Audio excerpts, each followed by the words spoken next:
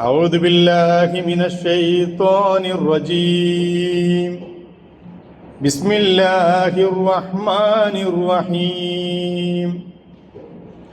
قل يا أهل الكتاب لا تغلوا في دينكم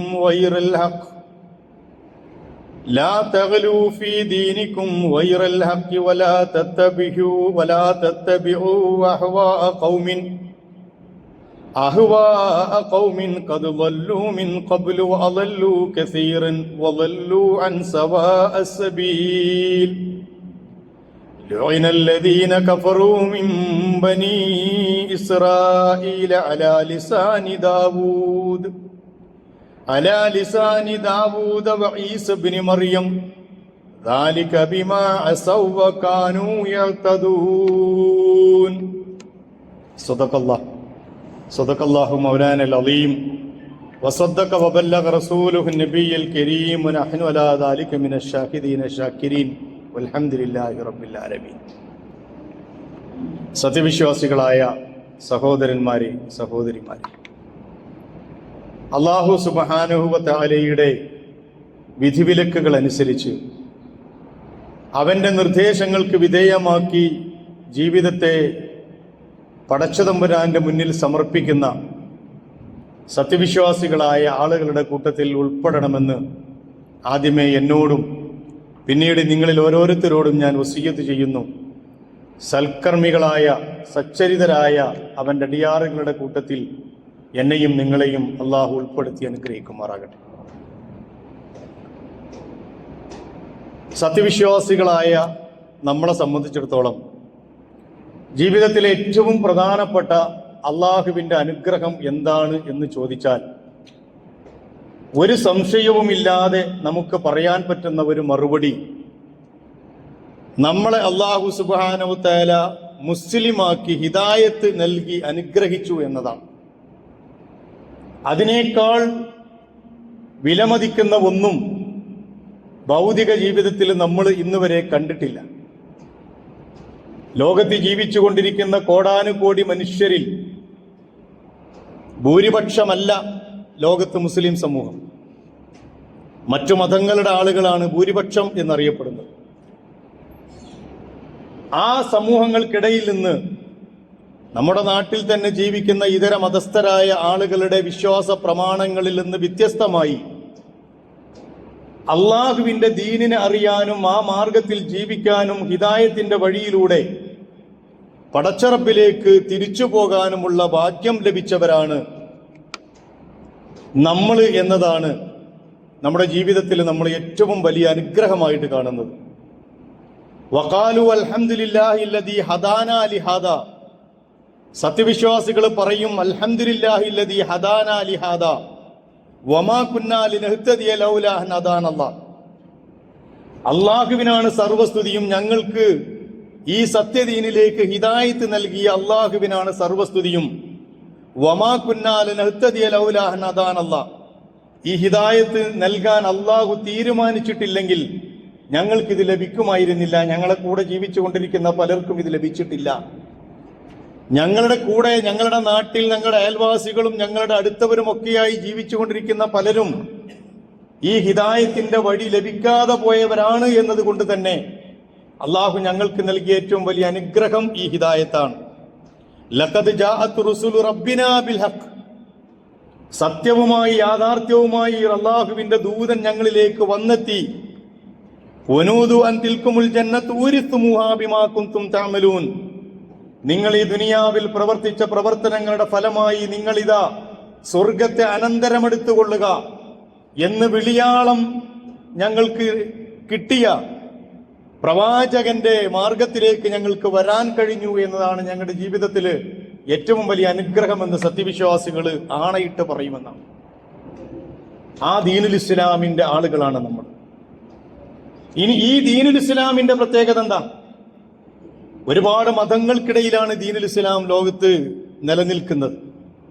ഒരുപാട് ജീവിത വീക്ഷണങ്ങൾക്ക് നടുവിലാണ് ദീനുൽ ഇസ്ലാം എന്റെയും നിങ്ങളുടെയും മതമായി, കോടാനുകോടി മനുഷ്യരുടെ മതമായി.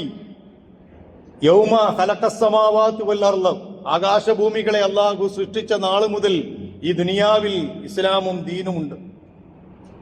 കാലാകാലങ്ങളിലെ പ്രവാചകന്മാരിലൂടെ കൈമാറ്റം ചെയ്യപ്പെട്ട് അന്ത്യപ്രവാചകനായ റസൂലുള്ളാഹി സ്വല്ലല്ലാഹു അലൈഹി വസല്ലമയിൽ അതിന്റെ സമാപനം കുറിച്ച് നാളിതുവരെ പരിശുദ്ധ ഖുർആനിന്റെ തണലിൽ മഹാന്മാരായ പണ്ഡിതന്മാരുടെയും സാദാത്തുക്കളുടെയും ഇസ്ലാമിന്റെ ആളുകളായി അറിയപ്പെടുന്ന സത്യവിശ്വാസികളുടെയും കൈകളിലൂടെ ഇതിങ്ങനെ മുന്നോട്ട് പോയിക്കൊണ്ടിരിക്കുകയാണ്. ആ ദീനുൽ ഇസ്ലാമിന്റെ പ്രത്യേകത എന്താ? നമ്മളെല്ലാ സമൂഹങ്ങളോടും പറഞ്ഞുകൊണ്ടിരിക്കുന്നത് ഈ ദീനിന്റെ ഏറ്റവും പ്രധാനപ്പെട്ട പ്രത്യേകത അല്ലാഹു വലിയുല്ലദീന ആമനൂ യുഖ്രിജുഹും മിനദ്ദുലുമാതി ഇലന്നൂർ.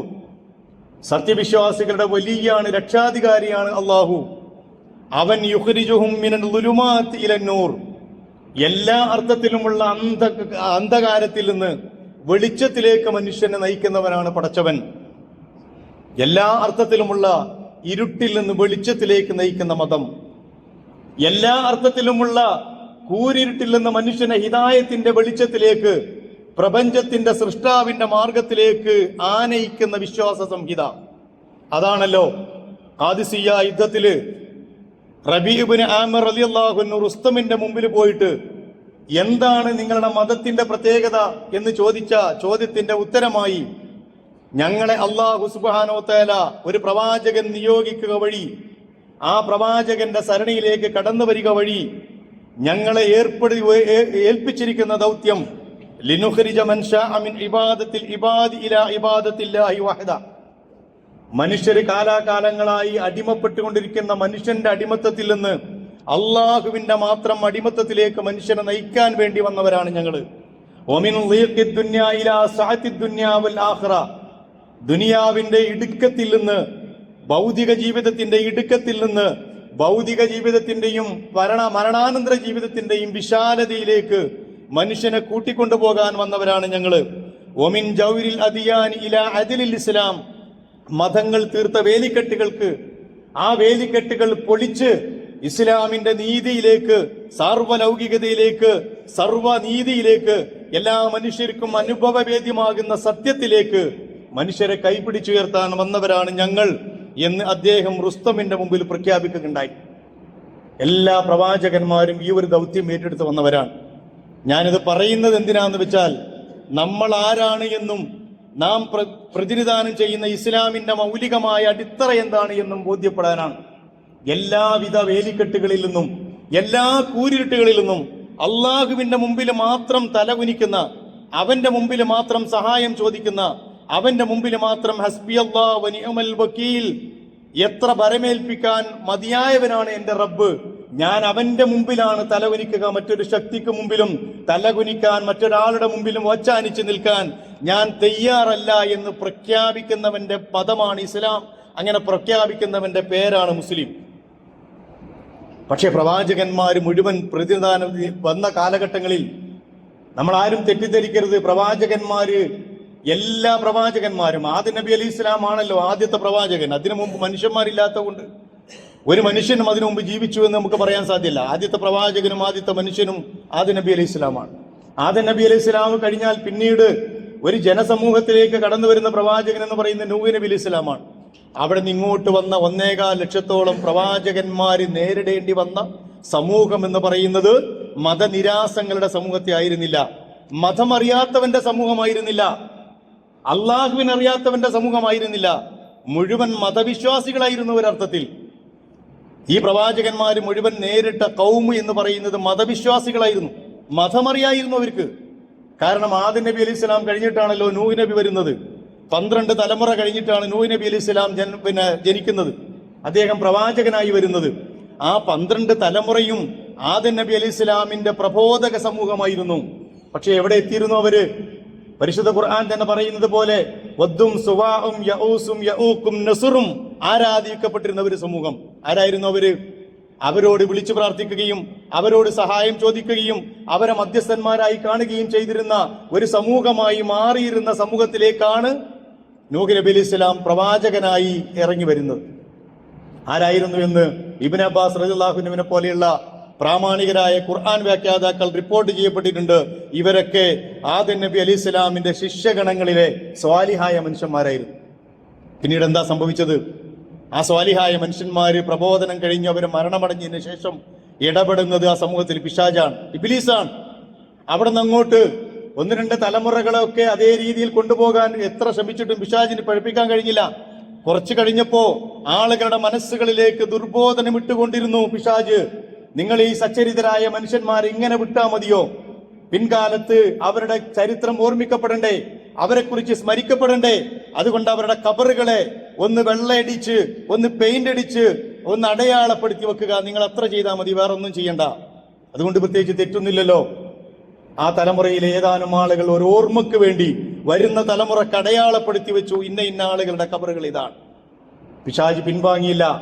അവിടുന്ന് മുന്നോട്ട് പോയി അവൻ അടുത്ത തലമുറയിൽ ഇതിങ്ങനെ വെച്ചാ പോരാ, ഒന്നിത് അലങ്കരിക്കണം. കാരണം ഇത് നശിക്കാൻ സാധ്യതയുണ്ട്. ഈ കബറുകൾ ഇങ്ങനെ ആയാൽ പോരാ, അതിനെ ഒന്ന് കെട്ടിപ്പൊക്കി അതിനെ ഒന്ന് അലങ്കരിച്ച് ആളുകൾക്ക്, വരും തലമുറകൾക്ക്, നല്ല രീതിയിലാ പറയാ, വരും തലമുറകൾക്ക് ഈ ബുദ്ധിന്റെയും സ്വാഇന്റെയും യഹൂസിന്റെയും യഹൂക്കിന്റെയും നസറിന്റെയും ഒക്കെ ചരിത്രമറിയണം.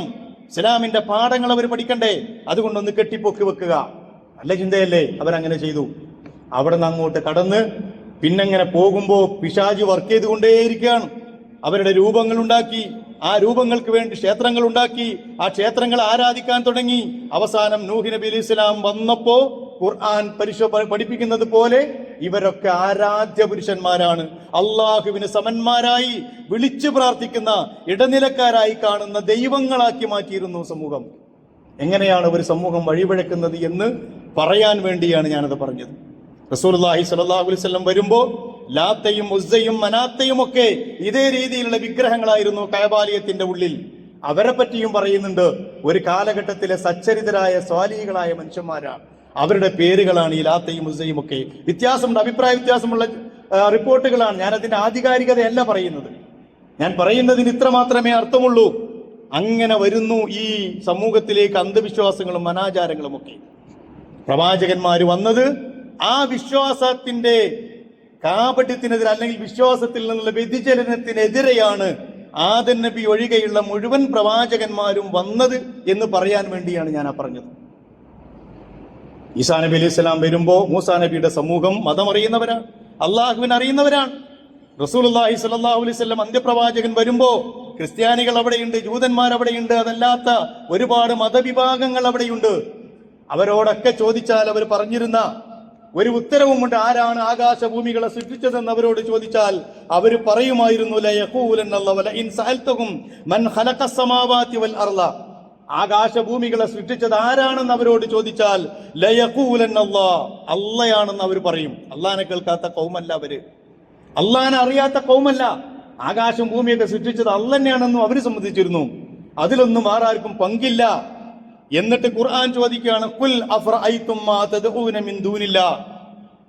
എന്നാൽ റസൂലേ, താങ്കൾ അവരോട് ചോദിക്കണം, അല്ലാഹു അല്ലാത്തവരോട് വിളിച്ചു പ്രാർത്ഥിക്കുന്നതിന്റെ നിങ്ങളുടെ അഭിപ്രായം എന്താണ്? ഇൻ അറാദനി അല്ലാഹു ബിദുർരിൻ ഹൽ ഹുന്ന കാശിഫാതു ദുർരിഹി.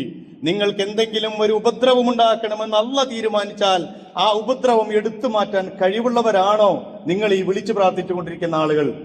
പല സ്ഥലത്തും ഖുർആൻ പറഞ്ഞില്ലേ, അവരുടെ മുഖത്ത് ഒരു ഈച്ച വന്നിരുന്നാൽ ആ ഈച്ച ആട്ടാൻ പോലും കഴിയാത്തവണ്ണം നിസ്സഹായരാണ് അവര്. അവരോടാണല്ലോ വിളിച്ചു പ്രാർത്ഥിക്കുന്നത്. അല്ലെങ്കിൽ അൽഹുന്ന കാശിഫ ഔ അറാദനി ബിറഹ്മത്തിൻ അൽഹുന്ന മുംസികാതു റഹ്മതി. എന്തെങ്കിലും ഒരു അനുഗ്രഹം ചൊരിയണമെന്ന് അല്ലാഹ് തീരുമാനിച്ചാൽ ആ അനുഗ്രഹങ്ങളെ വേണ്ടെന്ന് വെക്കാൻ കഴിയുന്നവരാണോ അവർ? ഖുൽ ഹസ്ബിയല്ലാഹു അലൈഹി യതവക്കലുൽ മുതവക്കിലൂൻ. എന്നിട്ട് അവരോട് പറയണം, പ്രവാചകരെ, ഹസ്ബിയല്ലാഹ്, എനിക്ക് അല്ലാഹു മാത്രം മതി, വരമേൽപ്പിക്കാൻ ഏറ്റവും മതിയായവൻ അവനാണ്. ഞാൻ പറയുന്നതിനാകത്തുക ഇതാണ് ഇസ്ലാം. ഇസ്ലാം എന്ന് പറഞ്ഞാൽ വളരെ ക്ലിയർ ആണ്. നമ്മൾ മറ്റു മതസ്ഥരോട് പറഞ്ഞുകൊണ്ടിരിക്കുന്ന ഇസ്ലാം എന്താ? അവിടെ ഇതര ദൈവങ്ങളെ ആരാധിച്ചുകൊണ്ടിരിക്കുന്ന, ഇതര നിയമസംഹിതകളെ പരിപാലിച്ചു കൊണ്ടിരിക്കുന്ന, മറ്റ് അള്ളാഹു അല്ലാത്തവരോട് വിളിച്ചു പ്രാർത്ഥിച്ചുകൊണ്ടിരിക്കുന്ന, അള്ളാഹു അല്ലാത്തവരെ ഇടനിലക്കാരായി സ്വീകരിക്കുന്ന, പടച്ച തമ്പുരാന്റെ മുന്നിൽ മധ്യസ്ഥന്മാരെ വെക്കുന്ന ഒരുപാട് മതങ്ങളില്ലേ നമ്മുടെ നാട്ടില്? ആ മതങ്ങൾക്കിടയിൽ ഒരു മതമാകാനാണോ ഇസ്ലാം വന്നത്? അങ്ങനെയാണോ നമ്മൾ പഠിച്ചത്? അങ്ങനെയാണോ നമ്മളെ പ്രവാചകന്മാര് പഠിപ്പിച്ചത്? പരിശുദ്ധ ഖുർആനിന്റെ 6000 ചില്ലാനം ആയത്തുകളിൽ ഒന്നൊഴിയാത്ത മുഴുവൻ ആയത്തുകളുടെയും അന്തസത്ത എന്ന് പറയുന്നത് ഇതിനെതിരെയുള്ള പോരാട്ടമല്ലേ? ഷിർക്കിനെതിരെയുള്ള പോരാട്ടമാണല്ലോ ഖുർആനിന്റെ അന്തസത്ത എന്ന് പറയുന്നത്. എന്താണ് ഷിർക്ക്? എന്താണ് ഷിർക്ക്? ഇസ്ലാമിക സമൂഹം നേരാംവണ്ണം പഠിക്കാതെ പോയ ഒരു പദമാണ് ഷിർക്ക് എന്നാണ് ഞാൻ മനസ്സിലാക്കുന്നത്. നമ്മൾ മുശ്രിക്കുകളെന്നും ഷിർക്ക് ചെയ്യുന്നവരെന്നൊക്കെ പറയുമ്പോൾ മറ്റു മതസ്ഥരാണ് നമ്മുടെ മുമ്പിലേക്ക് വരുന്നത്. അവരുടെ ആരാധനാ രീതികളാണ് നമ്മുടെ മുമ്പിലേക്ക് വരുന്നത്. അത് മാത്രമായി ഖുർആൻ എവിടെയും ഷിർക്കിനെ പഠിപ്പിക്കുന്നില്ല. അള്ളാഹുവിന്റെ വഴിയില് പടച്ച തമ്പുരാന്റെ മുമ്പിൽ പങ്കു ചേർക്കുന്ന സകലതും ഷിർക്കാണ്. അത് ഏതാളുകൾ ചെയ്താലും ഷിർക്കാണ്. അത് റുബൂബിയത്തിൽ അള്ളാഹുവിന്റെ റബ്ബ് പടച്ചവനെ റബ്ബായി സ്വീകരിക്കുന്ന വിഷയത്തിലും ഇലാഹായി സ്വീകരിക്കുന്ന വിഷയത്തിലും പടച്ച തമ്പുരാനോടല്ലാതെ മുഴുവൻ ആളുകളോടും സഹായം ചോദിക്കുന്ന വിഷയത്തിലും ഇടനിലക്കാരാക്കുന്ന വിഷയത്തിലും ലാ യഅലമുൽ ഗൈബ ഇല്ലല്ലാഹ്, അദൃശ്യം അല്ലാഹുവല്ലാതെ ഒരാൾക്കും അറിയുകയില്ല എന്ന വിഷയത്തിലും നമ്മൾ ആരെയെങ്കിലും പങ്കു ചേർത്താൽ അത് മറ്റവൻ ചേർക്കുമ്പോൾ മാത്രമല്ല ഷിർക്കാകുന്നത്, നമ്മൾ ചേർക്കുമ്പോഴും ഷിർക്കാണ്. ഇതിനെതിരെയാണ് പരിശുദ്ധ ഖുർആൻ മുഴുവൻ പ്രഖ്യാപനവും നടത്തിയിട്ടുള്ളത്. ഞാൻ ഇത്രയും പറഞ്ഞു വെച്ചത് ഇസ്ലാമിക സമൂഹം മുൻകാല സമൂഹങ്ങളിൽ കണ്ടുവരുന്ന ആ അന്ധവിശ്വാസങ്ങളിലേക്കും അനാചാരങ്ങളിലേക്കും കൂപ്പുകുത്തിക്കൊണ്ടിരിക്കുന്ന ഒരവസ്ഥയിലാണ് ഇപ്പോൾ ഉള്ളത്. ആരാണ് ഇവരെ രക്ഷിക്കുക? പറഞ്ഞു കൊടുക്കേണ്ട പണ്ഡിതന്മാർ ഇതിന്റെ പ്രചാരകന്മാരും പ്രയോക്താക്കളുമായി മാറുകയാണ്. ഏതൊക്കെ തരത്തിലാണ് ഈ അന്ധവിശ്വാസങ്ങൾ സമൂഹത്തിലേക്ക് വരുന്നത്? ഒരു സാധാരണ ബുദ്ധിയുള്ള മനുഷ്യന് ചിന്തിച്ചാൽ പോലും ചെയ്യാൻ പാടില്ലാത്ത, അള്ളാഹുവിന്റെ അധികാരത്തിലും ആധിപത്യത്തിലും ഒക്കെ പങ്കുചേർക്കുന്ന, മൺമറഞ്ഞുപോയ മരിച്ചുപോയവരെ കുറിച്ചുണ്ടാക്കുന്ന ഇല്ലാത്ത കഥകളും കെട്ടുകഥകളും ഒക്കെ ഒരു സമൂഹത്തിന്റെ വിശ്വാസ സംഹിതയായി മാറുന്നുവെങ്കിൽ എന്താ നമ്മളതിന് ചെയ്യുക? ആലോചിച്ച് നോക്കണ്ടേ? നമ്മൾ മരണപ്പെട്ടു പോയ ആളുകൾ, അള്ളാഹുവിന്റെ പ്രവാചകന്മാർക്ക് മോചിസത്തുകൾ ഉണ്ടായിരുന്നു. പക്ഷെ ആ മോചിസത്തുകൾ എവിടെയെങ്കിലും മരണത്തിന് ശേഷം മോചിസത്ത് ആരെങ്കിലും പ്രഖ്യാപിച്ചിട്ടുണ്ടോ? അള്ളാഹിന്റെ റസൂലിന്റെ പരിശുദ്ധ ഖുർആൻ അല്ലാത്ത ഒരു മോചിസത്തും മരണാനന്തരം ഒരു പ്രവാചകനും കാണിച്ചിട്ടില്ല, അല്ലെങ്കിൽ ഉപകാരപ്പെട്ടിട്ടില്ല. മൂസാ നബി അലൈഹി ഇസ്ലാമിന്റെ വടിയും ഇബ്രാഹിം നബി അലൈഹി ഇസ്ലാമിന്റെ അഗ്നിയിൽ നിന്നുള്ള രക്ഷയും അതുപോലെ ഓരോരോ പ്രവാചകന്മാർക്ക് കൊടുത്ത മോചിസത്തുകൾ പരിശുദ്ധ ഖുർആൻ പറയുന്നുണ്ട്.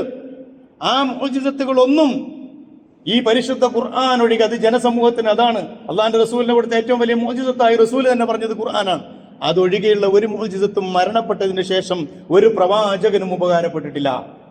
അതവരുടെ ജീവിതകാലത്ത് അവരുടെ റിസാലത്തിന്റെ പ്രബോധനത്തിന്റെ സഹായകമായി അള്ളാഹു നൽകുന്ന ചില കഴിവുകളാണ്. അള്ളാഹുവിന്റെ ഔലിയാക്കന്മാർക്കും കറാമത്തുകളും അതുപോലെയുള്ള പ്രത്യേകമായ കഴിവുകളും അള്ളാഹു നൽകുന്നുണ്ടെങ്കിൽ അത് അവർ അള്ളാഹുവിനോട് അടുക്കുന്നതിന്റെ തോതനുസരിച്ച് പടച്ചതമ്പുരാൻ നൽകുന്നതാണ്. അള്ളാഹുവിനോട് അകലുന്നതിനനുസരിച്ച് കൂടുന്ന ഒരു പരിപാടിയല്ല കറാമത്ത്. പ്രവാചകന്മാര് അള്ളാഹുവിനോട് അടുത്തു നിന്നവരാണ്.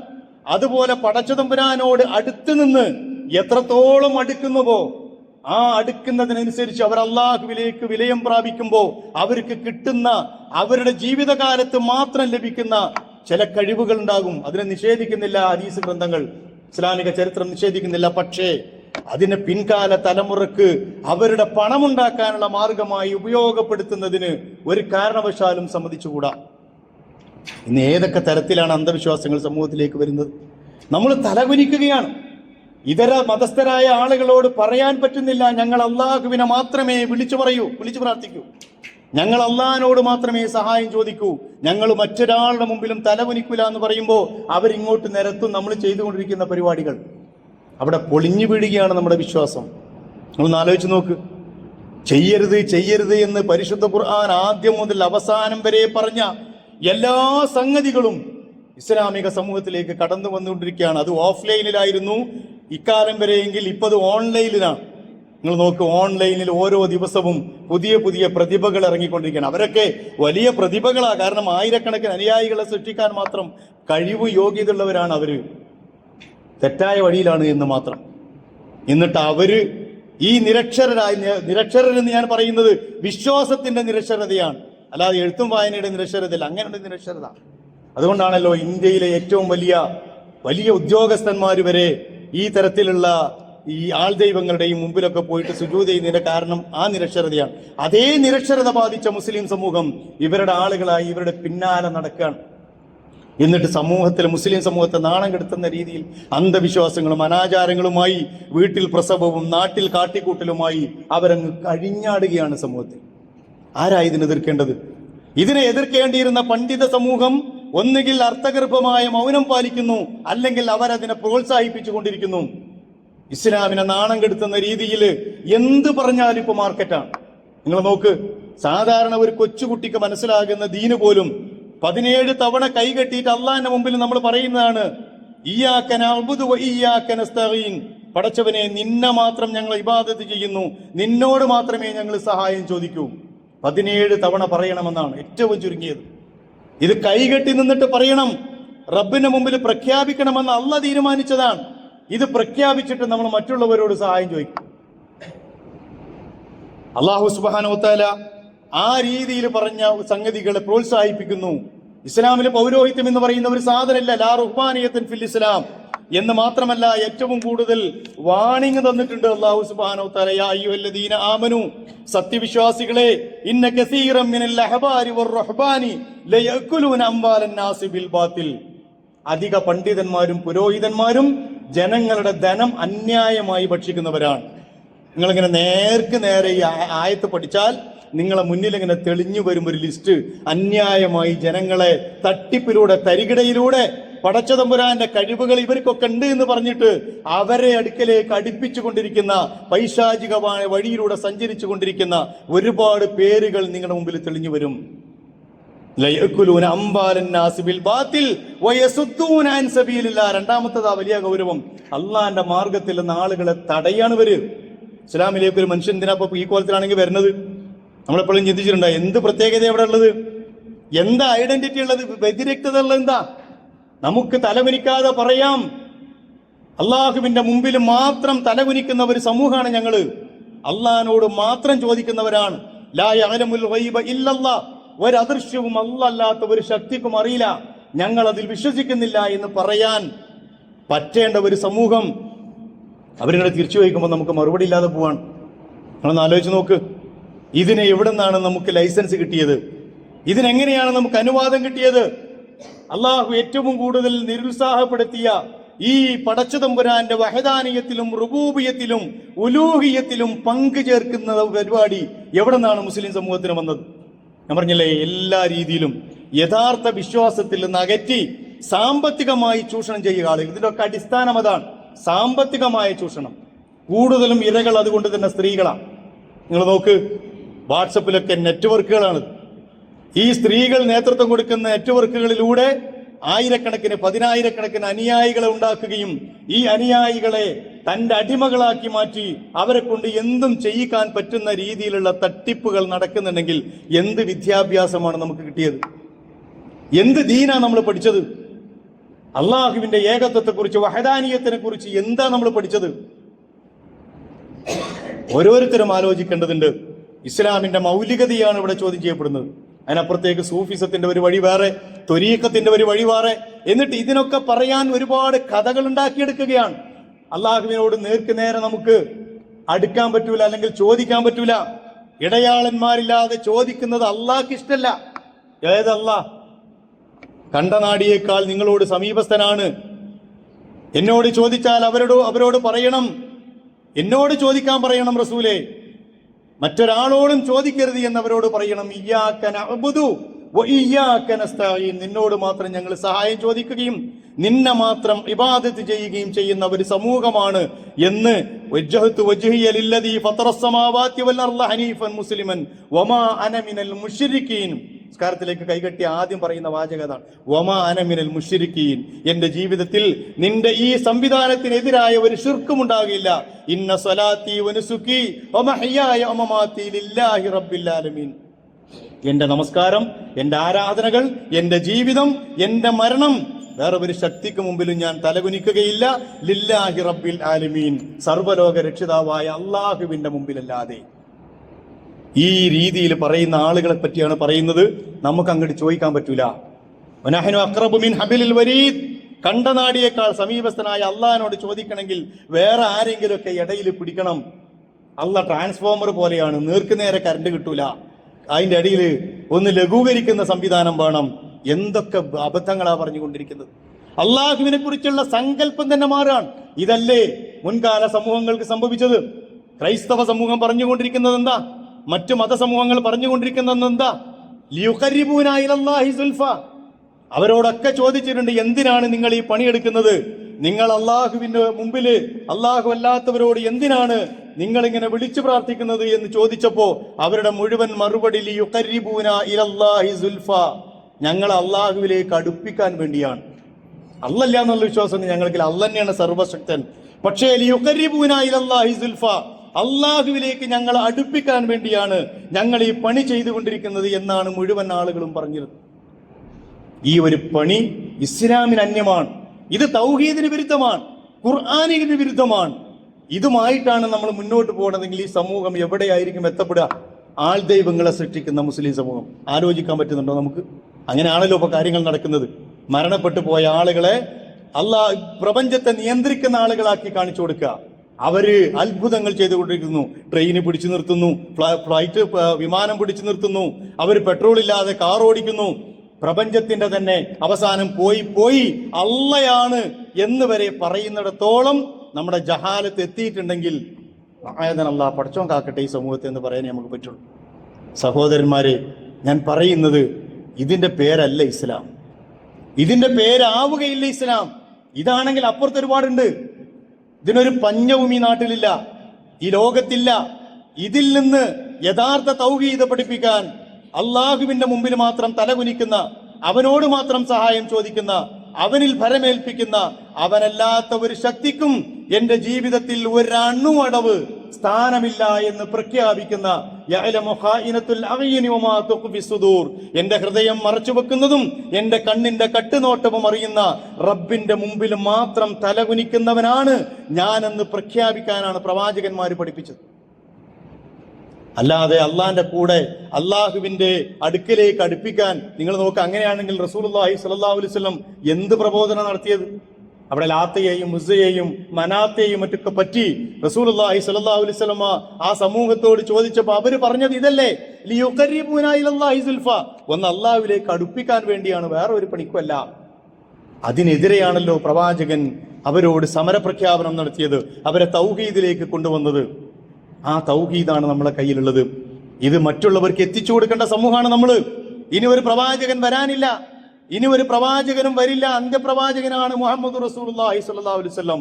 അതുകൊണ്ട് ഖുർആൻ പ്രഖ്യാപിക്കുന്ന ഈ തൗഹീദിന്റെ തെളിമയാർന്ന ചിത്രം, അന്ത്യപ്രവാചകന്റെ ജീവിതത്തിന്റെ തെളിമയാർന്ന ആ ചിത്രം ലോകാവസാനം വരെയുള്ള സമൂഹങ്ങൾക്ക് എത്തിച്ചു കൊടുക്കേണ്ട മുസ്ലിങ്ങള് അവര് തന്നെയും നേരത്തെ പറഞ്ഞ അർത്ഥത്തിൽ ആരെങ്കിലുമൊക്കെ ഇലാഹുകളാക്കിയും അവരുടെ ഇടയാളന്മാരാക്കിയും സഹായത്തിന്റെ ആളുകളൊക്കെ ആക്കി വെക്കുന്നുണ്ടെങ്കിൽ ഇവിടെ ആരാരെ നന്നാക്കുമെന്നതാണ് വിഷയം.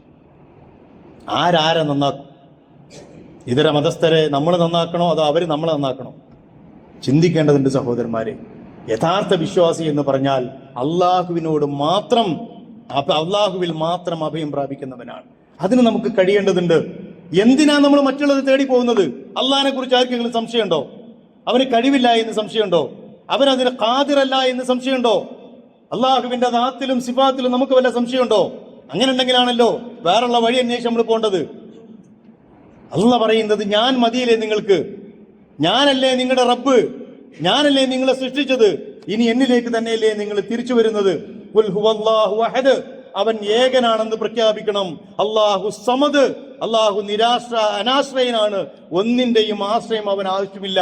ലം യലിദ് വലം യൂലദ് വലം യകുൽ ലഹു കുഫുവൻ അഹദ്, അവനെ പോലെ തുല്യനായി ഒന്നുമില്ല, ഒരു ശക്തിയുമില്ല, ഒരളവിലുമില്ല, ഏറ്റക്കുറച്ചിലുമില്ല, ഒരു അണുമണി തൂക്കത്തിലുമില്ല എന്ന് പ്രഖ്യാപിക്കുന്ന മതമാണ് ഇസ്ലാം. അതുകൊണ്ട് ഈ വലകളിൽ നമ്മൾ ചാടിക്കൊടുക്കരുത്. നമ്മളൊക്കെ സഹോദരിമാര് ചിലപ്പോൾ നമ്മൾ അറിയാതൊക്കെ ഇതിൻ്റെ ആൾക്കാരായി മാറിയിട്ടുണ്ടാവും. വീട്ടിലൊക്കെ അന്വേഷിച്ച് നോക്കണം ഏതൊക്കെ നെറ്റ്വർക്കിൽ അവരുണ്ട്, ഏതൊക്കെ ആളുകളുടെ മുരീദത്തുമാരൊക്കെയാണ് അവരെന്ന് അന്വേഷിക്കണം. നമ്മൾ അത്രയും വല്ലാതെ പടർന്ന് പന്തലിച്ചിട്ടുണ്ട്. ആ ആളുകളെ ഏത് പണിക്കും കിട്ടുന്ന രീതിയിൽ അവർ ഉപയോഗപ്പെടുത്തുന്നു. അതുമായി ബന്ധപ്പെട്ട ഒരുപാട് ചൂഷണ കഥകൾ പുറത്തു വരികയാണ്. അതിൽ ഓരോന്നോരോന്ന് ഇങ്ങനെ കൊഴിഞ്ഞു വീഴാണ്. പക്ഷെ കൊഴിഞ്ഞു വീണിട്ട് ഒരു കാര്യമില്ല. അടുത്തവൻ വേറെ വരും, ഒരാൾ കൊഴിഞ്ഞു വീഴാൻ കാത്തിക്കുകയാണ്, അടുത്തവൻ രംഗത്ത് വരും പുതിയ തട്ടിപ്പുമായിട്ട്. ഈ തട്ടിപ്പിലൊക്കെ നമ്മൾ ചാടിക്കൊണ്ടിരിക്കും, അതിനൊക്കെ നമ്മൾ തലവെച്ച് കൊടുക്കും. നമ്മളിങ്ങനെ ആലോചിക്കുക, എപ്പോഴും കുറുക്ക് വഴികളാണല്ലോ മനുഷ്യൻ ആലോചിക്കുക. എങ്ങനെങ്കിലും അള്ളാഹിന്റെ അടുത്തേക്ക് കുറുക്ക് വഴിയിലൂടെ എത്താൻ പണിയുണ്ടോന്ന് ആലോചിക്കുന്നു. എന്റെ ഇടങ്ങേറ് മാറാൻ, എന്റെ പ്രയാസം മാറാൻ, എന്റെ ഇന്ന പ്രശ്നം പരിഹരിക്കാൻ അള്ളാഹുവിനോട് ചോദിക്കുന്നതിന് പകരം കുറച്ചും കൂടി എളുപ്പത്തിൽ കിട്ടുന്ന വല്ല വഴിയുണ്ടോ എന്ന് ആലോചിച്ച് നോക്കുക മനുഷ്യന്മാർ. ഒരു വഴിയുമില്ല, ഒരു വഴിയും അല്ല പഠിപ്പിച്ചിട്ടില്ല. അള്ളാഹുവിനോട് ചോദിക്കലല്ലാതെ, പടച്ചവന് മുമ്പിൽ സമർപ്പിക്കലല്ലാതെ. അതാണ് തൗഹീദ്, അത് മാത്രമാണ് തൗഹീദ്. അതിനപ്പുറത്തുള്ളത് മുഴുവൻ അതിന് ഘടകവിരുദ്ധമാണ് എന്ന് മനസ്സിലാക്കുക. അല്ലാഹു സുബ്ഹാനഹു വ തആല അവന്റെ യഥാർത്ഥ സത്യവിശ്വാസികളെ കൂട്ടത്തിൽ എന്നെയും നിങ്ങളെയും ഉൾപ്പെടുത്തി അനുഗ്രഹിക്കുമാറാകട്ടെ. അഖൂലു ഖൗലി ഹാദാ അസ്തഗ്ഫിറുല്ലാഹ ലി വലക്കും വലിജമീഇൽ മുസ്ലിമീന വൽ മുഅ്മിനീൻ അജ്മഈന യാ റബ്ബൽ ആലമീൻ.